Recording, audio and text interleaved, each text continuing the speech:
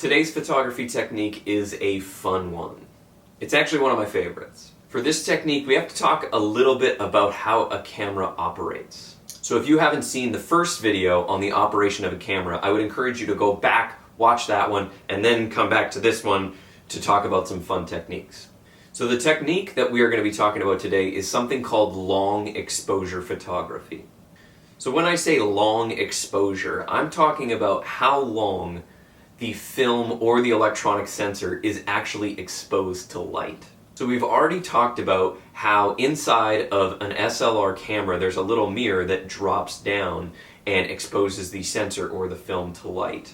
With more professional cameras, you can control how long that mirror stays down, which leads to the sensor or the film being exposed to more light.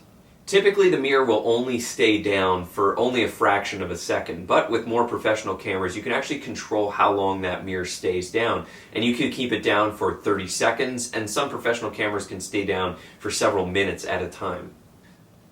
So have you ever taken a picture that ended up being blurry? Well, what is actually happening when you have a blurry photo is the action that you are trying to photograph is actually faster than your sensor is being exposed to the light. So that means if you're running, not only are you getting this image exposed to the sensor, but you're also getting this image exposed to the sensor. That little tiny window of movement creates a blur because the sensor is being exposed to all the motion that is being captured in that fraction of a second. And that's typically why a photo of somebody standing still is going to be in much sharper focus than somebody running as fast as they can.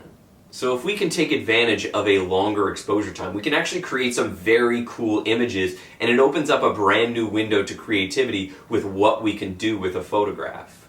So if we take a look at some pictures here, you can see this one, a car has driven by while the shutter has been open, allowing all of the light from the car to be incorporated into the photo's frame. So if any of that sounded very confusing, that's okay, you're going to understand it in a second with this demonstration. What I'm going to do is I am going to set the exposure time on my camera to 30 seconds. What that means is the camera is going to pick up any sort of action that takes place in that 30 seconds.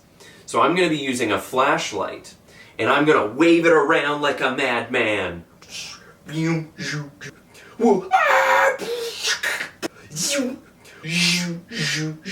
And my camera is going to pick up every single movement of that flashlight that happens in the 30 seconds that the sensor is exposed to the light.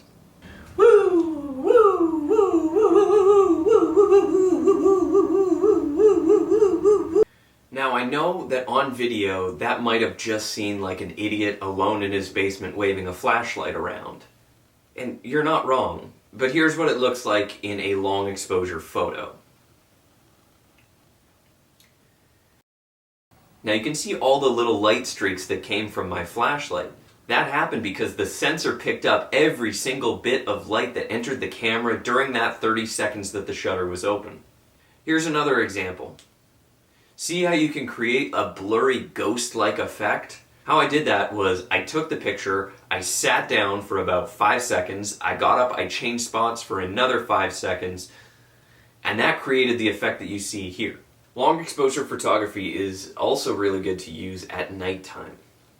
A lot of photographies will use a longer exposure time to take pictures of the night sky or things like the northern lights. Because typically, I don't know if you've noticed this about the nighttime, but there isn't a lot of light. So having a longer exposure time can allow your camera to soak in as much light as possible coming from the stars and whatever available light is around. So I'm going to encourage you to try using long exposure photography and do a little bit of experimentation. Now I know not everybody has a DSLR camera where you can change the speed of your shutter. But what you can do is you can get several different free long exposure apps from the App Store and the Play Store that you can experiment with on your own device. If you are doing this technique at home, it is really helpful to do it in a dark space, because if you're doing it in a well-lit room, your camera is going to be blasted with so much light that you won't actually be able to see whatever's going on. So I look forward to hearing about your experimentation with long exposure photography.